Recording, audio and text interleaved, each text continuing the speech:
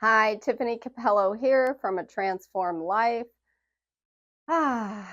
Welcome back. Let's take a deep breath and just relax. Today we're going to talk about preventing anxiety in children. But let's start by just centering ourselves, bringing yourself to a state of relaxation with that core state breathing I teach. So take a double inhale. And a long, slow, gentle exhale. Once again, double inhale. Long, slow, gentle exhale. Feeling the support of the surface below you. One final time. Gentle pause. And long, slow exhale. Feel how supported you are, how safe you are. So now that we've calmed our nervous system, today I'm going to talk to you about a very important topic. So if you have anxiety and you have children, or perhaps you're wanting to have children someday, probably one of your biggest concerns is, how do I prevent anxiety from developing in my own child? Or perhaps you might even notice that your children already are exhibiting tendencies towards anxiety and you're very concerned. And that's what we're going to talk about today. If your children don't have anxiety, if you have young children, if you're expecting or planning a baby, this is going to be great for prevention. I'm going to talk to you about some of the things that will create anxiety within your children. If you already have kids suffering from anxiety, this is also a great video for you to watch, because you're going to learn some of the factors that might be in their life that might be contributing to that anxiety. So anxiety among children, teenagers, young adults has risen by a whopping 54%. 54%. And that's only in the last couple decades. And it just keeps rising. I see that in my own anxiety practice. More and more teenagers, young people are really suffering from anxiety. Now, I'm going to recommend a book to you as a parent. This is called The Anxious Generation by Jonathan Haidt. I hope I pronounced Haidt. Hope I pronounced his name right. I'm not sure. This is an absolutely fabulous book. The subtitle is How the Great Rewiring of Childhood is Causing an Epidemic of Mental Illness. If you are a parent, I'm not getting any kickbacks from recommending this book. If you are a parent, this book is so important for you to read. You need to understand how social media companies are influencing your children and you as well. But remember, children's brains are developing, and the developing brain can be trained and molded into specific habits and patterns. Now, the motivation of these social media companies is to keep your child's attention so that they can sell products, so they can receive more income. So it's definitely profit driven, but the effect it has on your children is astronomical. So obviously, social media is probably one of the most important elements that create anxiety within children. It creates patterns of scrolling that train the brain in a certain way that predispose them towards depression. It creates social comparisons. It gives opportunity for cyberbullying, and it makes your child potentially prey to pedophiles and other nefarious people online. So most parents are aware that that's a risk, but I encourage you to take a look at that book and really, really consider what's in there. I don't recommend that you take social media away from your children entirely, because as you probably know, and this is probably a concern for you, you don't want to make your child inaccessible to their peers completely, so that there's issues with them not being able to develop friendships and make connections. But restricting it, I think, in today's day and age is an absolute must. And I want to tell you why I feel so keenly on this topic, because I have 7 children. My children range in age from the age of 30 down to the age of 17. So most of my kids are almost grown, off to college, some of them married. I have grandchildren I'm thinking about now. And when my older kids were young, I didn't have to worry about the social media aspect. They grew up in an atmosphere of play and exploration, and that's being taken away from children nowadays. And as this book highlights, you'll see that that is a real danger for the developing mind. But I just don't want to harp on social media today, because there are a lot of other aspects of modernity, of modern life, of parenting styles that can create anxiety within children. And I want to highlight each one. So the first one was limit social media. The second one is that confidence builds through facing challenges. Today, there's a lot of dangers out there for our kids. Surprisingly, kids are probably much more safer than they ever have been throughout all human history. And yet, with the media influences we have in our life, we feel as if our children are in danger of being kidnapped or contracting a disease or being a victim of crime at any minute. If you actually look at the statistics, kids are less likely to face all of these tragic events. And so we tend to want to overprotect our kids, and we like the fact that they're in the house, scrolling through the phone. We know where they are. They don't wander the neighborhoods. They don't go in the woods and build forts. But when children engage with life, when they go out for a sport, when they go out and build something in the backyard, when they have to fix their bike when the tire falls off on the side of the road, they gain confidence by facing challenges and overcoming those challenges. So if you prevent your child from suffering, doing what's hard, facing something difficult by overprotection, they do not gain the confidence they need. And now that child potentially, when meeting the challenges of life after leaving your home, is going to struggle with anxiety because they don't believe in themselves. They don't have this history of challenge, meeting it, overcoming. So make sure you are actually allowing your children to face those challenges in life, to put challenges out there for them. Actually, nowadays it's so easy just to hire someone to clean the house instead of allowing children to prepare a meal in the evening, letting them succeed, praising them for that, giving them responsibilities around the house, asking them to help with building something instead of doing it yourself because it's easier. Another key is to encourage your children. Don't criticize. This is so hard as a parent. And as I said, I have had 7 children. So I know how easy it is to get frustrated, especially when you're overwhelmed, you're trying to work, you're trying to get dinner on the table, you're trying to keep your house up, you're getting to sporting events. It's easy to get overwhelmed and just start barking out commands and criticizing children when they're not doing what we think they should be doing. But you probably have had times in your life when you were the victim of a highly critical person, when you were getting a lot of criticism directed at you.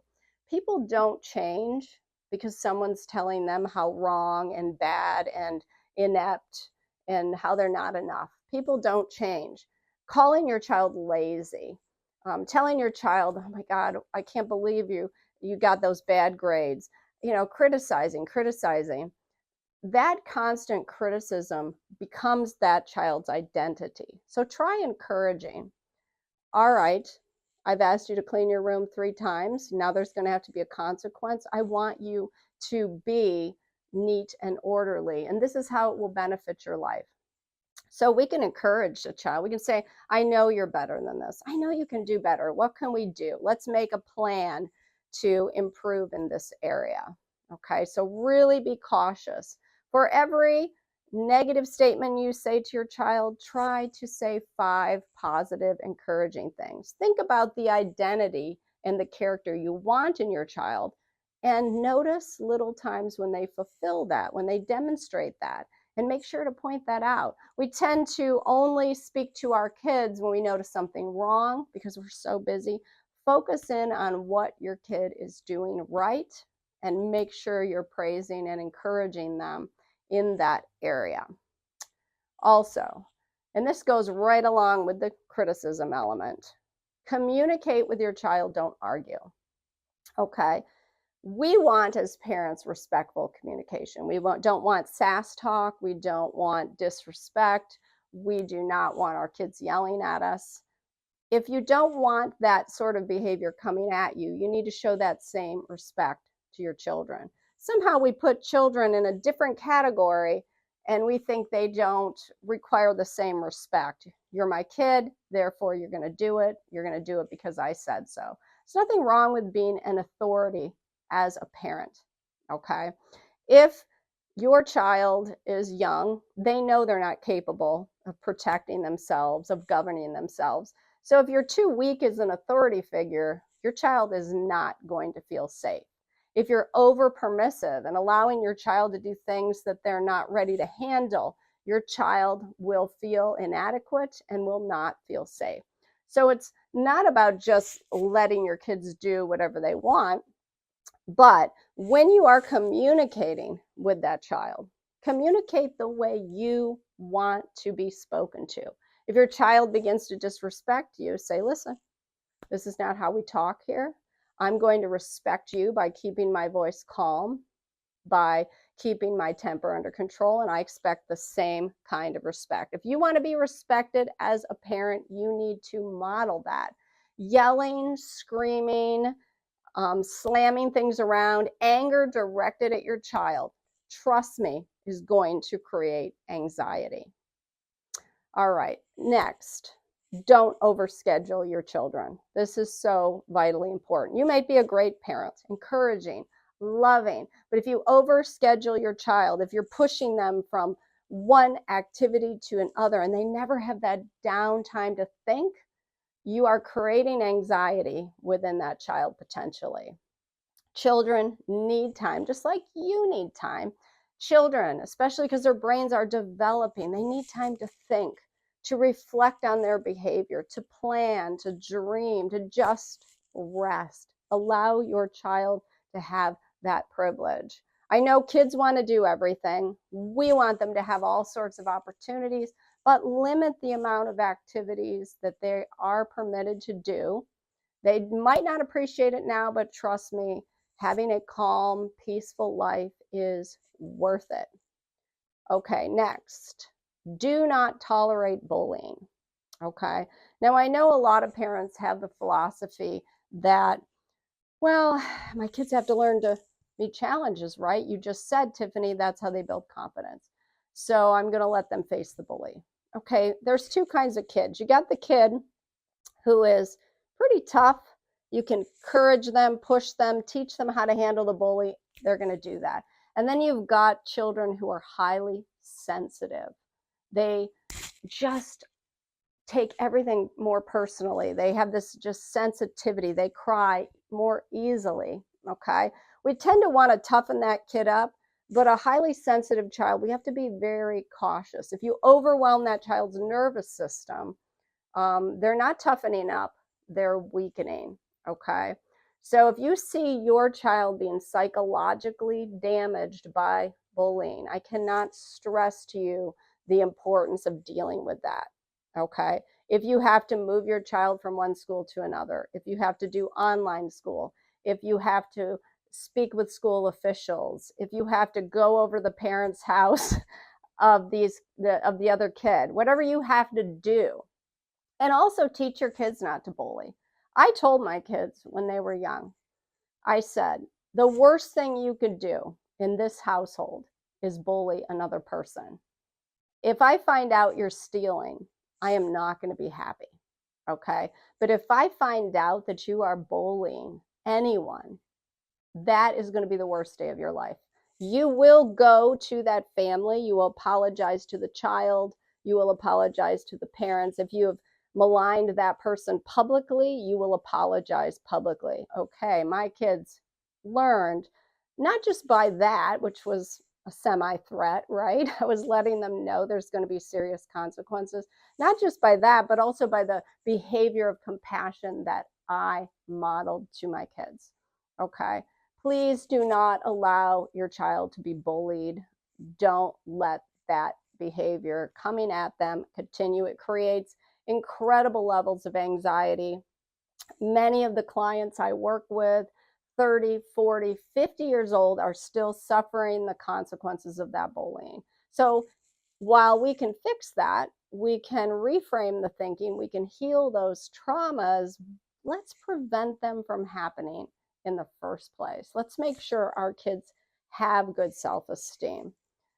Another tip, please do not keep too many secrets from your child. And I'm going to explain that. There's obviously things that you do not want to discuss with your child because they don't have the maturity to handle it. You don't want to tell them all the nuances of maybe problems you're having in your marriage or your partnership. Okay, I understand that. But if you and your husband or wife are having difficulty, your child knows it. They know when there's tension and strife and problems, even if you're not saying it. If you're struggling with financial woes and there's a lot of tension and stress, they know it, okay? They can feel that energy. And because it's not being discussed, the child doesn't know what's going on. They know something is wrong, but no one is talking about it. This is so important, okay? I've made this mistake with my own kids, not talking about something that was lingering in the home, and it created a tremendous amount of anxiety. So please learn from my mistake. You don't have to tell your children all the details, but tell them enough. So mom and dad are having a struggle right now. You probably have noticed your child will say yes, okay? If they're of a certain age, they will say yes. But please understand that we love you. This has nothing to do with you. We're working on it. Everything is going to be okay. You're going to be safe. Your child knows something is wrong. Please take the time to reassure them. Next, make your child feel seen and heard. This is vitally important, okay? Modern life is so busy, okay? We usually have a two-parent household. Well, even if you don't, if you're a single mom, you're struggling with juggling all of that. Even in a two-parent household, okay, you're struggling with both parents working. Even if you're a stay-at-home mom, you often just have so many responsibilities and things to do. You're working as well, okay? So all of our modern lives are busy, and it's so easy to think in terms of, here is everything I have to get done, and forget that the most important task of your day as a parent is to make your child feel seen and heard. Get them up in the morning. How are you? How did you sleep? You spend time talking to them instead of listening to talk radio on the way to school. At the end of that school day, how was your school day? How did your tests go? How's your best friend? Interest in their life, actively paying attention to your child, and listening. I know you're busy. I know you've got a lot on your mind, but take the time to have those conversations. When you shut your child out, which most parents don't do deliberately, they do it because they're stressed and busy. But when you shut that child out, you create a lonely world. Who are they going to go to talk to if it's not mom and dad? Okay, this creates a tremendous amount of anxiety in children. Now, another key, identify the negative beliefs that your child struggles with. Do not overlook them. If you see your daughter comparing herself with other girls and you notice she's developing a low opinion of her own appearance, okay, observe and note these negative beliefs. If you see that your son who's struggling to learn in a certain academic area is developing a belief that he's not capable, that he's stupid, okay? If you see a child who struggles with behavioral issues developing a belief that I'm just bad, I'm a bad person, parents, pay attention. These negative beliefs will become hardwired into the subconscious mind, and these negative beliefs will be carried throughout this child's life, okay? Intervene now so your child doesn't suffer the consequences that come along with having these toxic and limiting beliefs, which is so much about, so much of what my channel is about is undoing that as adult. But if we could prevent that, think about the life you're giving your child. Confidence is the most important gift you can give your child. So when you notice these negative beliefs, what do you do about it? Okay, some of you may already be thinking, oh, I can see it. I know I can see these things in my child. Okay, first of all, throughout the day, I want you to notice things that are contrary. So if your child believes that they're stupid, you can point out areas in which they're succeeding, making good decisions, academic areas where they're achieving. If your daughter is nitpicking her appearance, point out the way in which she's beautiful. Oh, your hair looks lovely today. Make it genuine, obviously. You know, I saw how you did your makeup this morning. It looks so nice. It looks so pretty. Okay, make sure you're affirming your kids. Now, what do you do if some of these negative beliefs are really entrenched and you say to your kid, you're so smart, you're beautiful, and your kid goes, right, mom. Okay, what do you do then? Okay, so I'm going to give you a unique technique that is so beneficial. It's called midnight programming. And I was taught and trained by Marissa Peer in London when I learned about subconscious reprogramming and hypnosis. And this is a way for you as a parent to reprogram your child's brain. So you write down the limiting beliefs, the negative toxic beliefs, and then as a parent, and this works really well with young children, so start early. As a parent, you're going to make a recording for your child to listen to. Doesn't have to be fancy, it can be just you with your cell phone. Make a recording. Hi, this is mom. And then fill that recording with positive affirmations. Let your child fall asleep to it. Now, the most important time for your child's brain to be reprogrammed is actually around 2 or 3 a.m. So if you don't mind getting up and playing that recording to your child as they sleep, you are going to be literally amazed. You will watch some of these negative beliefs transform into empowering positive beliefs. So try midnight programming, and I'll tell you, you're going to be really pleased with the results. So I hope these tips were helpful to you today. I only have one more to talk about, and that's you. Okay. If you as a parent deal with anxiety, it's imperative that you work on that anxiety. Okay. Your children are learning by watching you. If they see you living out these negative beliefs that are creating your anxiety, you're demonstrating all of this bad programming from back here. I know this is scary, what I'm saying to you. You're not stuck this way, okay? You can overcome. That's what this channel is all about, bringing you from anxiety to peace of mind. That's why I'm here making these videos on a regular basis. So don't despair, just work on it. Your kids are going to watch you overcome, and that is going to be a profound and valuable lesson. But don't just sit there in your anxiety and do nothing. And if you are looking for more resources to help you, check the description below. There's some resources provided there for you.